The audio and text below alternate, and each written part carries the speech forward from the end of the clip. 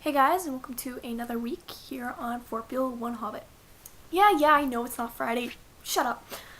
I couldn't get my video up yesterday because I was at the fair with Monday. We had fun. We got dizzy a lot. I nearly died a couple of times, but that's besides the point. I didn't get home till like 10, and I had to write up the last part of this collab story we're doing. And it's a very, very, very long story, my part, because it's like 4 pages long of typed stuff on the computer. So, yeah. I'm actually just gonna get into it right now because it's quite long. Really long. So, sorry if I'm looking over here. It's where my computer is. Okay. So, remember last time, our heroes, Monday, Tuesday, Wednesday, and Thursday, and the Hobbit were going to the head Hobbit to go and get the key to open the teleporter so they can get home. Monday, Tuesday, Wednesday, Thursday followed the barefooted Hobbit from the cramped Hobbit hole as the Hobbit led the 4 humans through the Hobbit village. Hobbit children stopped playing to stare at the strange giant people, only to be called back to their respective Hobbit holes by concerned parents. The 4 felt quite odd being the tallest beings among the sea of small people. Come, come, called the Hobbit, as the 4 were currently following. The head Hobbit is on the other side of my village. In a quieter tone, the Hobbit said, Please, do not be discouraged by my fellow stairs. You must know, you are all rather tall. Oh, no worries, Monday said quickly. Hobbits would get strange looks where we come from, too. We understand. Hobbit smiled at the 4 people as they continued to walk through the village. Well, we're finally here, the Hobbit said, finally coming to a stop. This is where the leader of the Hobbits lives. Blah. The 4 inspected the hill in front of them. It looked no different from the rest of surrounding them with curious hobbits looking at them. Suddenly the door opened and an old hobbit stepped from his home. Well, at least the 4 suspected he was old. It was really quite hard to tell the age of hobbits, as they were soon finding out. Hobbit, what is the meaning of these strange tall beings? They seem to be stirring up the village. I apologize, head Hobbit, but we must seek your counsel on a matter of great importance. Yes, where are my manners? Please, step inside. Monday, Tuesday, Wednesday, and Thursday once again ducked into another Hobbit hole, where they picked another spot on the floor to sit. Head Hobbit offered them tea and biscuits, which, surprisingly, Monday accepted. What? She whispered to the other 3. Haven't you ever read Lord of the Rings? Apparently hobbits make very good tea. Once everyone was settled, Head Hobbit said, Well, now, may I ask your names and how you came to our humble home? Yes, Tuesday said. I am Tuesday. And my friends are Monday, Wednesday, and Thursday. We are actually humans. Not really tall hobbits, and we came here when we touched these weird stones that Hobbit told us were transporters. Head Hobbit, we need the key to open the transporters to get these strange beings home, cried Hobbit. Head Hobbit frowned. I would like to help, but I cannot, as I do not have the key. What? Cried Thursday. Disappointment etched on all of the people's faces. There must be another way, Wednesday exclaimed. There may be, Head Hobbit said, deep in thought. But it's risky. If the teleporters are opening for the first time in 8 years, then others must be opening as well. Other teleporters must be opening as well. I believe you should try to find another open portal and try to get home through that dimension. I am sorry, that is the best advice I can offer. But what if there isn't another portal open? Monday said. I guess we're SOL, Hobbit said. The head Hobbit nodded. Hopefully there is one open, and it does lead you all home. Good luck. The 4 took this as a sign to leave and started their mini-quest, or rather, in Thursday's mind, start their epic adventure that would take them through time and space to where they could meet all of her favorite anime and manga characters. Hey, if a dimension with hobbits was real, why couldn't other stories be real? The 4 trooped back through the village, and to their surprise, the Hobbit decided to join them. Hey, you tall beings are interesting and funny, Hobbit said. It might be fun to stick around with you rather than going home and being bored. With that, the 5 continued out of the village back to the field where Hobbit found them. You know, I've been thinking, Monday said. What's really been bugging me is that there are only 4 out of the 5 weekdays. We need a Friday. Wednesday and Thursday nodded in agreement, as Tuesday said, Yeah, that's been bugging me too. Hobbit said, Friday is one of the best days of the entire week. I can't believe you haven't found a Friday yet. Hobbit continued.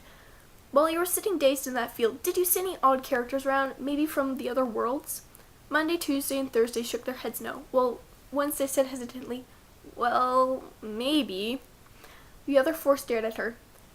That's what you were doing when we followed Hobbit, isn't it? You saw a weird person, Tuesday said. Slowly, Wednesday nodded. Yeah, he looked oddly familiar too, but he's definitely not from Earth.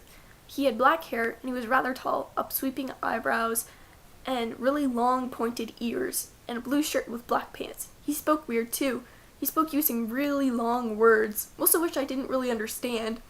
But at the end, he told me something along the lines of live long and prosper, whatever that means. Monday gasped. That sounds exactly like Spock. Who? Wednesday and Hobbit asked at the same time. Spock is from the Star Trek series, Thursday said. He's pretty cool. Did you see where he went back into his realm? Hobbit asked. They arrived at the circle of stones the four had appeared from. Wednesday nodded and walked over to a single rock lying on the ground. He stepped here. Great, so he stepped out of this world and into the Enterprise, Monday shouted. Hobbit was completely confused at this point, as she didn't know what Star Trek, Spock, or the Enterprise were, but she followed as one by one the four stepped onto the rock and disappeared. Hobbit opened her eyes and found she was standing on a circular pad with other four standing similarly in a circle pattern. Great Scott, a man in red uniform shouted. He had a very strange accent that was not familiar to the Hobbit. Oh my God, Monday said. It's Scotty! Enthusiasm burned in her eyes. Suddenly a man with black hair and blue shirt grabbed the man with the funny voice named Scotty and said, There's no need to be alarmed. These are friends. We should contact the captain, Scotty said. No need. I can handle this. I have already come into contact with these beings, he said, looking at Wednesday. So far, Monday was nearly jumping up and down in excitement, looking from the controls to the circular pads on the floor. Tuesday, who was staring around him at his surroundings. Thursday was wiggling in excitement. The Hobbit was staring awed at all the big things, which was basically everything to the small being. And Wednesday jumped at this point and said, It's you! You're that weird dude! Yes, pleased to meet your acquaintance, Wednesday. I didn't properly introduce myself last time. I am called Spock. I now know you Tuesday, Monday, and Thursday, and of course, Friday. Friday, the four course. All will be realized soon, Spock said. Please step back onto the pads, and Mr. Scott will kindly transport you all back into your own dimension. Oh, but Monday whined as Tuesday and Wednesday eagerly dragged everyone to their respective spots. Yes, this does go on for like another page. I'm sorry. It's quite long. A slightly spluttering and shocked Scotty at this point collected himself enough to type in a couple of numbers into a computer and hit another button. Live long and prosper, accompanied by Spock's strange hand sign. That was the last thing the five saw of the Star Trek world. Scotty frowned slightly at his calculations. A problem? Spock asked the chief engineer. I think I sent the small one back to the wrong world. Oh, that will be interesting, the Vulcan said. The four people and one Hobbit landed in another field. They looked around. Just beyond the field, Hobbit could see a flat plain in which large, loud machines with four wheels were tearing past them. We're back, shouted Thursday. Yeah, we did it, Wednesday chorused in. Guys, we have a problem, Tuesday said.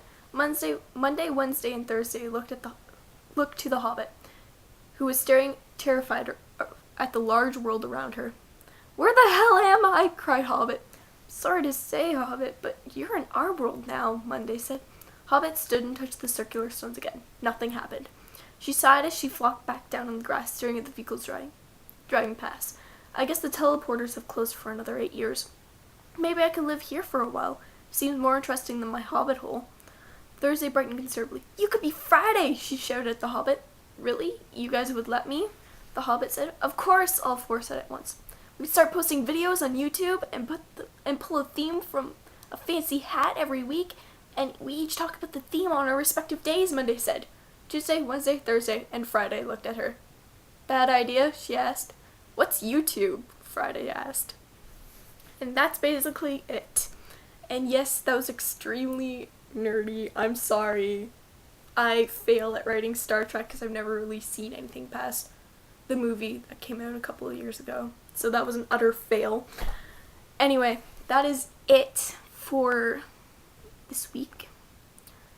Tune in next week for hopefully a theme that I won't fail as badly at. Anyway, have fun, have a good rest of the weekend, and with that, all I can say is Hobbit signing out.